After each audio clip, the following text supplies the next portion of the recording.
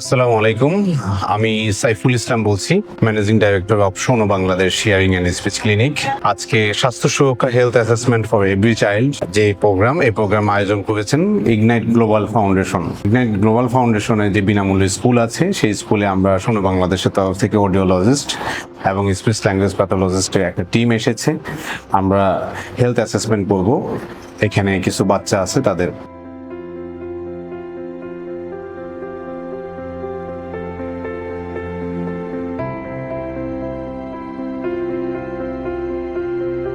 শোনো Bangladesh hearing and speech ক্লিনিকে all kinds of অডিওলজিক্যাল test আমরা করি, যেগুলো দিয়ে বাচ্চা থেকে শুরু করে যে কোনো বয়সের মানুষের হিয়ারিং অ্যাসেসমেন্ট আছে কিনা বা তার হিয়ারিং ইম্পেয়ারমেন্ট আছে কিনা এটা আমরা ডায়াগনোসিস করতে পারি।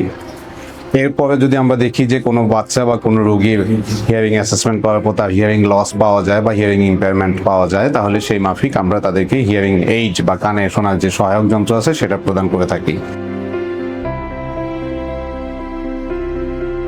এছাড়া কিছু বাচ্চা থাকে যাদের সাইকোলজিক্যাল প্রবলেম থাকে বা তাদের খুব বেশি চঞ্চলতা কাজ করে, তারা মনোযোগী না, তাদের জন্য অকুপেশনাল থেরাপি শোনো বাংলাদেশের তরফ থেকে প্রদান করা হয়।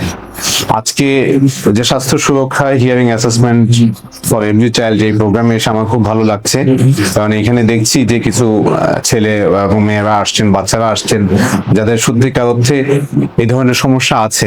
তাদের আসলে এই সমস্যাগুলো প্রপারলি ফাইন্ড আউট করে তাদেরকে একটা সমাধান দেওয়া প্রয়োজন। কারণ এখানে যারা আসতেছে আমার দেখা মতে তারা বেশিরভাগই বাবা মারা অসচেতন এবং অনেক ক্ষেত্রেই তারা তাদের এই বাচ্চাদের এগুলো পুনর্বাসনের জন্য যে খরচটুকু আছে সে খরচটুকু তারা বিয়ে করতে পারে না।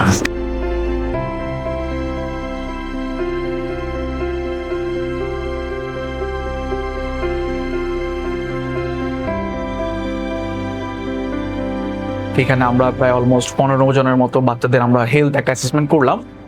তো ওভারঅল সামগ্রিক আমরা যে জিনিসগুলো পরিলক্ষিত হলো, সব বাচ্চারই মোটামুটি স্পিচ রিলেটেড প্রবলেম পাওয়া গিয়েছে, ভিজুয়াল রিলেটেড প্রবলেম পাওয়া গিয়েছে এবং আদার্স অ্যাসোসিয়েট প্রবলেম ছিল, গ্লোবাল ডেভেলপমেন্টাল ডিলে প্রবলেম ছিল। সো সামগ্রিক দিক চিন্তা করলে দেখা যায় যে আমাদের এখানে সব বাচ্চাদেরই কমন যেটা দরকার, স্পিচ থেরাপিটা তাদের কমন দরকার, ফিজিওথেরাপিটা তাদের কমন দরকার, এবং অ্যাসোসিয়েট যে প্রবলেম চোখের জন্য বা কানের জন্য আদার সাইড থেকে সাহায্যটা নেওয়া যেতে পারে।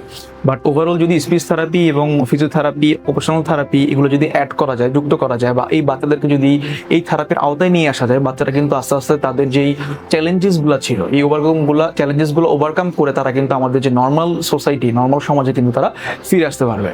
সো আশা করছি ইগনাইট ফাউন্ডেশন, ইগনাইট স্কুল এবং শোনো Bangladesh hearing and speech clinic যৌথ উদ্যোগে যে তারা যে আজকের হেলথ অ্যাসেসমেন্ট যে করলো, এটা সামগ্রিকভাবে আমাদের বাংলাদেশের সমাজের যে পিছিয়ে পড়া জনগণ বা আপনার আন্ডার প্রিভিলেজ যে জনগণগুলো, তারা কিন্তু ওভারঅল স্বাস্থ্যগত সুরক্ষার ক্ষেত্রে তারা কিন্তু অবশ্যই একটা ভালো ভূমিকা পাবে।